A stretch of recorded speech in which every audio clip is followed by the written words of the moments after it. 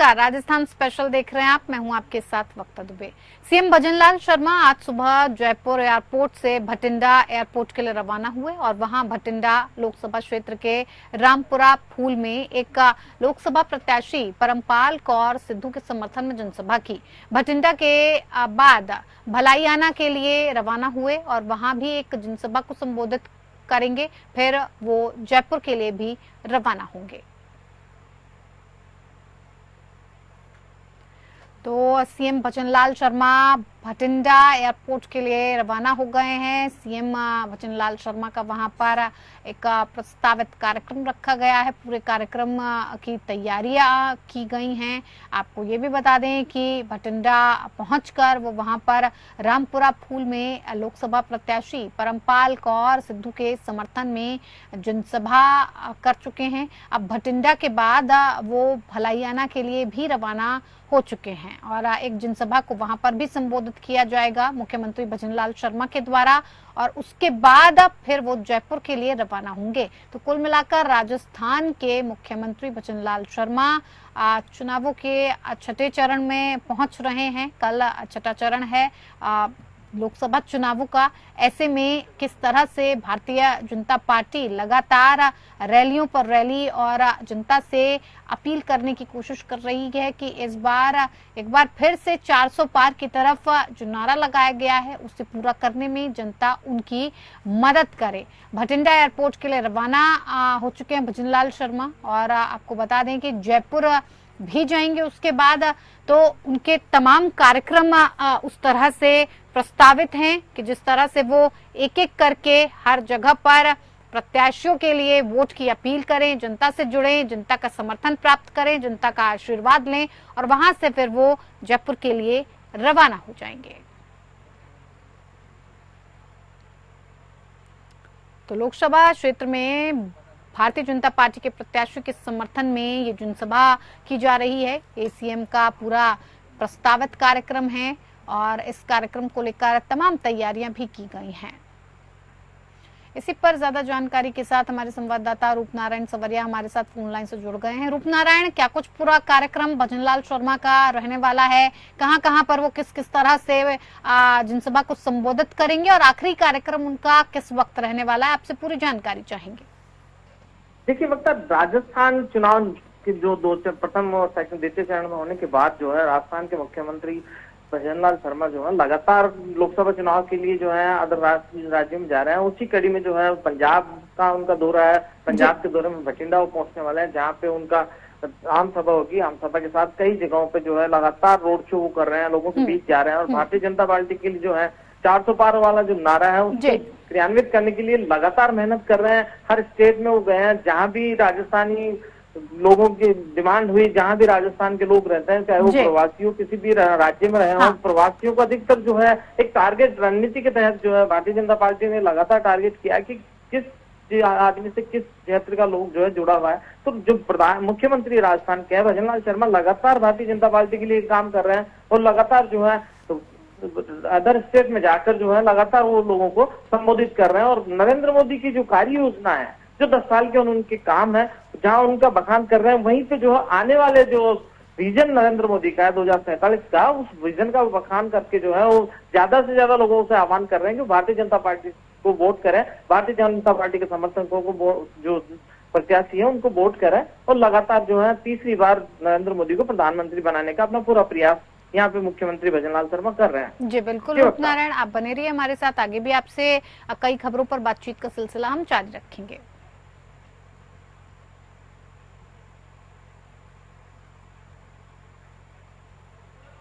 तो CM Bhajanlal Sharma Bathinda airport के लिए रवाना होंगे और तमाम जिस तरह से उनके कार्यक्रम रहने वाले हैं, हमारे संवाददाता ने अभी इसको लेकर पूरी जानकारी आपको मुहैया कराई कि किस तरह से उनके कार्यक्रम प्रस्तावित हैं और किस तरह से 400 पार के नारे को एक तरह से क्रियान्वित करने के लिए लगातार रोड शो पर रोड शो जनसभा की जा रही है। किस तरह से जनता का आशीर्वाद लिया जाए, किस तरह से जनता का समर्थन प्राप्त हो और एक बार फिर से भारतीय जनता पार्टी 400 पार का नारा जो लगा रही है उसे उस मुकाम को उस अपने लक्ष्य को पाने में सफल हो पाए। और इसको लेकर मुख्यमंत्री भजनलाल शर्मा लगातार मेहनत कर रहे हैं, जनसभा के बीच जा रहे हैं।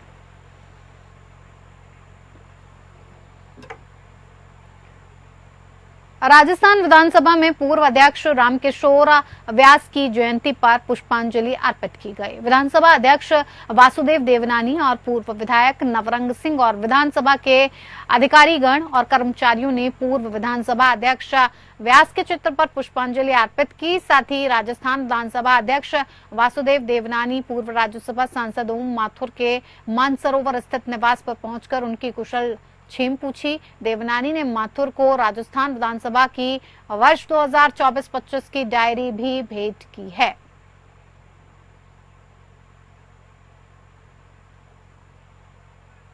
इसी पर ज्यादा जानकारी के साथ हमारे संवाददाता रूपनारायण सवरिया हमारे साथ फोन लाइन से जुड़ गए हैं। रूपनारायण, क्या कुछ पूरा कार्यक्रम रहा, किस तरह से मुलाकात हुई, किस तरह से ये पूर्वाध्यक्ष रामकिशोर व्यास की जयंती पर पुष्पांजलि अर्पित की गई, पूरी जानकारी आपसे जानना चाहेंगे। देखिए वक्ता, यहाँ पे मैं बताना चाहूंगा कि पूर्व मुख्यमंत्री व्यास की जो है यहाँ पे जयंती थी और जयंती भी जो है पुष्पांजलि अर्पित करके जो है विधानसभा अध्यक्ष देवनानी ने उन्हें पुष्प अर्पित किए। पुष्प अर्पित करने के साथ साथ जो उनका कार्यकाल रहा, उनके जो राजनीतिक जीवन की वहाँ पे उन्होंने चर्चा की। क्योंकि अभी जो है विधानसभा नहीं चल रही है और यहाँ पे जो है आचार संहिता लागू है लगातार, तो अन्य नेता भले ही वहाँ नहीं आए हों, लेकिन विधानसभा अध्यक्ष ने जो है पूर्व नेता को जो है श्रद्धांजलि अर्पित करने के बाद जो है जो भारतीय जनता पार्टी के लीडर है, दिग्गज लीडर है, वो माथुर, उनकी जो है हालचाल पूछने उनके निजी निवास मानसरोवर गए। वहाँ पे जो है उन्होंने काफी देर तक लगातार उनसे चर्चा भी की और उनके स्वास्थ्य के बारे में पूरी जानकारी ली। जानकारी के साथ साथ जो है जैसा सूत्रों ने बताया कि राजनीतिक चर्चा भी वहाँ पे लगातार उन्होंने की है और बातचीत की है, एक सौहार्दपूर्ण बातचीत वहाँ पे की है और उनके शीघ्र स्वास्थ्य होने की कामना यहाँ पे की है। जी वक्ता। जी बिल्कुल, रूपनारायण आप बने रहिए हमारे साथ, आगे भी आपसे बातचीत का सिलसिला जारी रखेंगे।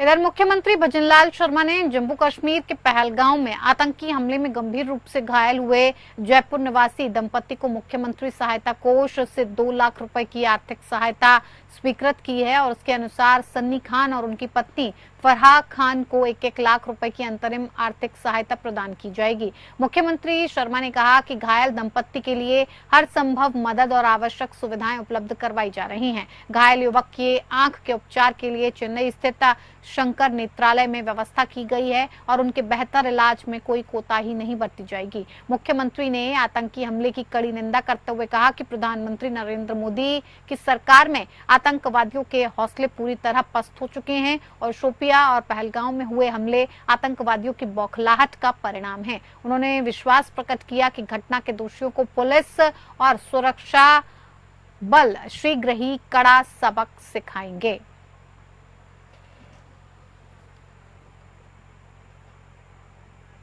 इसी पर ज्यादा जानकारी के साथ हमारे संवाददाता रूपनारायण सवरिया हमारे साथ फोन लाइन से जुड़ गए। रूपनारायण, क्या कुछ पूरा मामला है, किस तरह से ये जो घायल दंपति है इसकी सहायता सरकार की तरफ से की गई है, क्या कुछ पूरा मामला रहा, आपसे जानना चाहेंगे। देखिए वक्ता, ये जो है जयपुर निवासी थे और पहलगाम गए थे, कश्मीर घूमने गए थे पूरे परिवार के साथ। वहाँ पे जो है आतंकी हमले में ये जो है घायल हो गए और घायल होने के बाद जो है ना वहाँ प्राथमिक उपचार के बाद जो है राजस्थान लाया गया। राजस्थान में यहाँ SMS में जो सामान अस्पताल वहाँ पे जहाँ पूरी जिम्मेदारी के साथ जो है डॉक्टरों की देखरेख में उनका इलाज जारी है, वहीं पे जो है मुख्यमंत्री भजनलाल शर्मा ने अपनी संवेदनशीलता दिखाते हुए जो है दंपत्ति जो घायल दंपत्ति है उनको 2 लाख रुपए जहाँ स्वीकृत किए। वहीं पे जो है क्योंकि सन्नी खान की जो है आंख में चोट है और उसके इलाज के लिए जो है चेन्नई रेफर किया गया है, तो चेन्नई में उसके इलाज की पूरी वो व्यवस्था उन्होंने करवाई है और लगातार जो है वो कह रहे हैं कि जो आतंकवाद है उस पर नरेंद्र मोदी ने लगाम लगाई और लगाम लगाने के बाद जो है बौखलाहट में जो आतंकवादियों ने इस तरीके का जो हमला किया है, इस हमले का भी प्रत्युत्तर दिया जाएगा और आतंकवादियों को किसी भी कंडीशन में जो है छोड़ा नहीं जाएगा। फिलहाल मैं आपको बता दूं कि जयपुर में ये दंपति आ चुका है वापस कश्मीर से, और यहाँ पे उनका इलाज जारी है लगातार, और सरकार जो है अपनी पूरी संवेदनशीलता के साथ लगी हुई है उनके इलाज में कोई कोताही ना हो। तो मुख्यमंत्री ने अपनी तरफ से जहाँ 2 लाख रुपए दिए, वहीं पे जो है हन्नी खान जिनकी आंख में चोट है उनके लिए जो है व्यवस्था करवाई है कि उनका इलाज जो है चेन्नई में अच्छे तरीके से हो सके। जी वक्ता जी बिल्कुल, आप बने रहिए हमारे साथ, आगे भी आपसे बातचीत का सिलसिला जारी रखेंगे रूपनारायण जी। राजस्थान में भीषण गर्मी और लू से हाहाकार मचा हुआ है। एक ओर प्रदेश के कई शहरों का पारा 50 डिग्री के करीब पहुंच गया है, तो दूसरी ओर प्राणघाती गर्मी के चलते एक ही दिन में 12 लोगों की मौत हो गई है, जिनमें सबसे ज्यादा जालौर जिले के हैं। मौसम विभाग की माने तो अभी गर्मी से राहत मिलने की उम्मीद नहीं है। 25 मई से नौतपा शुरू होने के साथ ही गर्मी और सताएगी। ऐसे में रात और दिन के पारे में 2 डिग्री तक और बढ़ोतरी होगी, यानी राजस्थान में कई जगह पारा 50 डिग्री पार पहुंच सकता है। हालांकि 28 मई के बाद हीट वेव का असर थोड़ा कम होगा।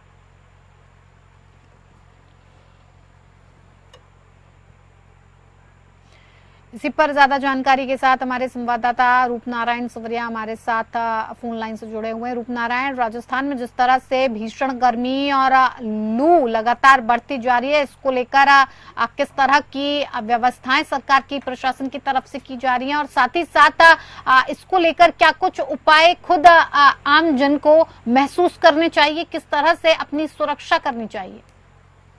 देखिए वक्ता, अब की बार जो गर्मी बढ़ी है वो रिकॉर्ड तोड़ गर्मी है, और राजस्थान में जो है पारा अब तक 48 के लगभग पहुंच चुका है, कई शहरों में 48 के करीब पहुंच चुका है, और लगातार जो है मौसम विभाग भी ये दे रहा है कि हो सकता है कि 50 के लगभग जो है राजस्थान में पारा पहुंच जाए। तो लगातार जो है गर्मी ने लोगों का हाल बेहाल कर रखा है। वहीं पे जो अगर मैं सरकार की बात करूं तो सरकार अपने स्तर पे कई प्रयास कर रही है, कई जगहों पे चौराहों पे उन्होंने छाया की व्यवस्था की है। वहीं पे जो है जी रूपनारायण, बहुत बहुत धन्यवाद आपका तमाम जानकारी इस विषय से जुड़ी हुई हम तक, हमारे दर्शकों तक पहुंचाने के लिए। जिला कलेक्टर कानाराम ने जिला स्तरीय अधिकारियों के साथ हनुमानगढ़ ब्लॉक के रामसरा नारायण में रात्रि चौपाल में हिस्सा लिया। रात्रि चौपाल में ग्रामवासियों ने पेंशन, बिजली, अतिक्रमण, विद्यालय में प्रवेश को लेकर परिवेदनाएं दी। रात्रि चौपाल में 13 परिवादियों ने अपने परिवाद दिए, और परिवादी बनवारी लाल ने बताया कि 19 SSW में पिछले 1 वर्ष से पार्क का काम चल रहा है, जो लंबे समय बीतने के बावजूद पूरा नहीं हुआ, और जिस पर जिला कलेक्टर ने जिला परिषद को शीघ्र कार्य पूर्ण करवाने के निर्देश दिए। परिवादी मक्खन सिंह ने अवैध नाकों को लेकर, जसविंदर कौर ने आवास को लेकर, हामिद हुसैन ने बच्चे के सरकारी विद्यालय में प्रवेश को लेकर, पहला राम ने पेंशन को लेकर परिवाद दिए। पहला राम की पेंशन को तुरंत शुरू करने और आधार से फेस मैच की आ रही समस्या के लिए एसीपी को फॉलो अप करने के निर्देश दिए गए। वहीं जिला कलेक्टर ने संबंधित अधिकारी को तुरंत कार्रवाई करने के भी निर्देश जारी किए।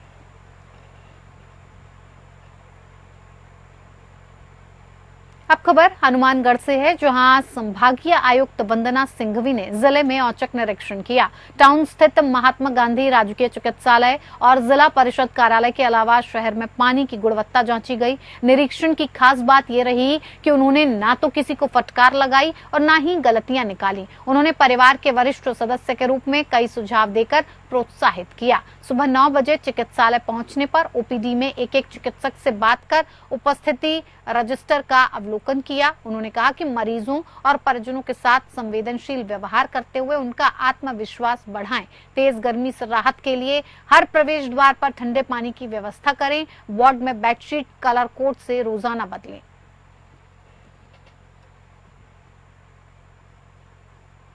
मैनपुरी के किशनी में मिट्टी खनन के विरुद्ध अभियान चलाने से जेसीबी संचालकों में रोष है। 2 युवकों का एक ऑडियो सोशल मीडिया पर वायरल हुआ है।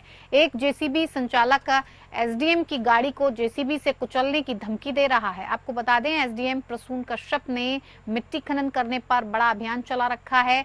1 सप्ताह पूर्व उन्होंने पलौड़ी में अवैध खनन कर रहे 2 डंपर और एक ट्रैक्टर को पकड़कर भारी जुर्माने की कार्रवाई कराई थी। खनन करने वाले रात में तहसील के आसपास एसडीएम की रेकी कर रहे हैं ताकि उनकी लोकेशन पता चलती रहे। सोशल मीडिया पर 2 व्यक्तियों का ऑडियो वायरल हुआ है। वायरल ऑडियो में एक व्यक्ति एसडीएम के आने पर गाड़ी सहित कुचलने की बात बात कह रहा है। उसने अभद्र भाषा का प्रयोग करते हुए एसडीएम के आने पर जिंदा वापस न जाने की धमकी दी। दूसरी तरफ से बात करने वाले व्यक्ति ने ऑडियो को सोशल मीडिया पर वायरल कर दिया। वायरल ऑडियो में धमकी देने वाला समान क्षेत्र का एक जेसीबी संचालक बताया जा रहा है।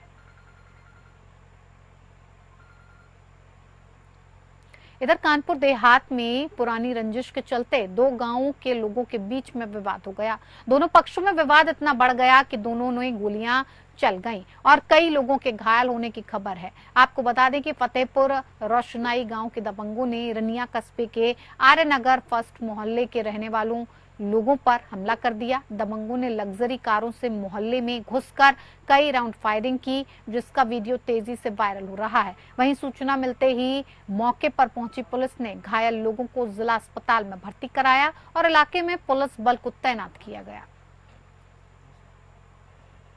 आज कानपुर देहात के थाना रनिया अंतर्गत राजेंद्र नगर में पानी का बतासा खाने के दौरान दो पक्षों में कहासुनी हो गई और विवाद हुआ। इस विवाद के क्रम में अभियोग थाना रनिया में पंजीकृत किया गया।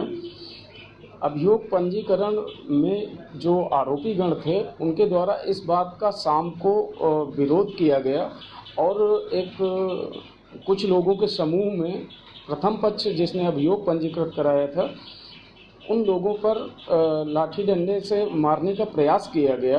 इसी क्रम में वहां पर एक स्थानीय दुकानदार की दुकान पे बैठे हुए लोगों से मारपीट की गई और दुकान को बंद कराने का प्रयास किया गया। दुकान में बैठे लोगों की मारपीट को देख करके उस दुकान के मालिक द्वारा ऊपर से हवाई फायरिंग की गई।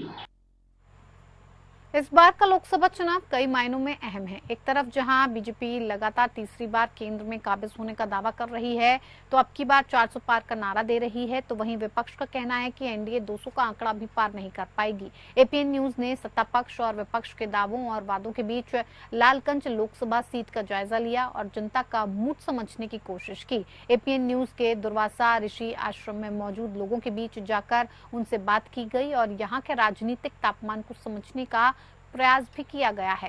दिखाते हैं आपको।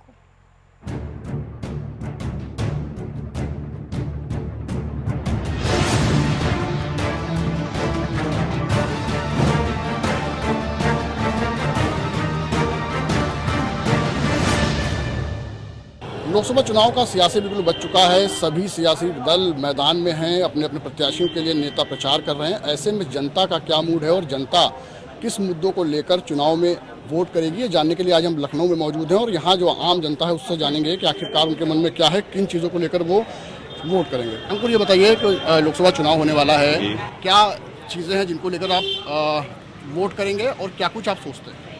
हम यही चाहते हैं कि जो भी सत्ता और प्रशासन में आए वो हमेशा जो है जो देश का एजेंडा है, जो भी सरकार के एजेंडा है, एजेंडा के तहत काम करें और देश के भलाई के लिए कार्य करें।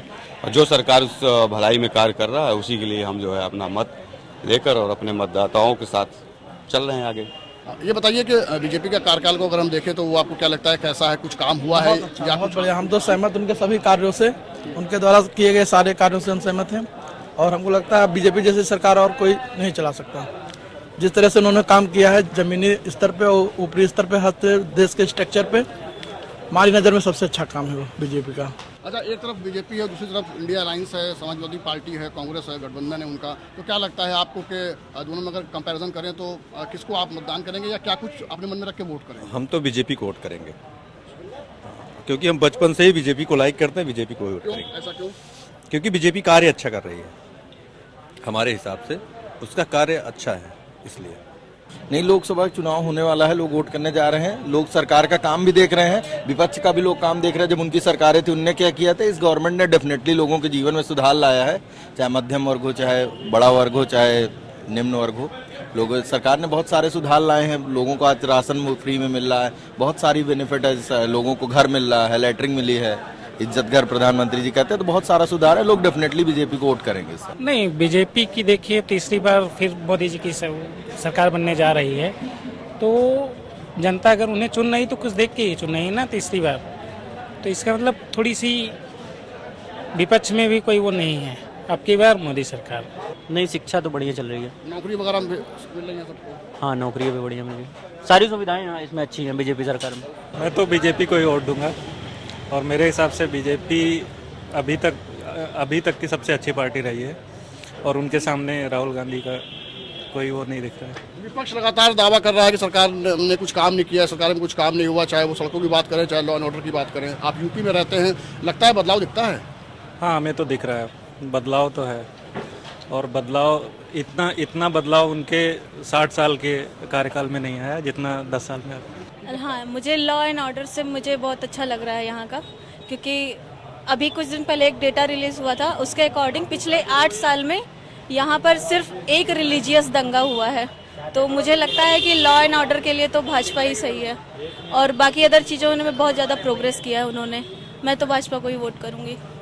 तो साफ तौर पर जो लोग हैं उनका साफ तौर पर यही कहना है कि जिस तरीके से तमाम मुद्दे हैं जिसको लेकर विपक्ष सरकार के ऊपर हमलावर है, लेकिन कहीं ना कहीं बीजेपी सरकार ने काम किया है। लेकिन ऐसे में बड़ा सवाल ये उठता है कि जब मतदाता वोट करने जाएगा तो उसके मन में कौन सा मुद्दा है और किस मुद्दे को मन में रख के वो वोट करेगा। कैमरा पर्सन विनोद के साथ अभिषेक रस्तोगी, APN न्यूज़, लखनऊ।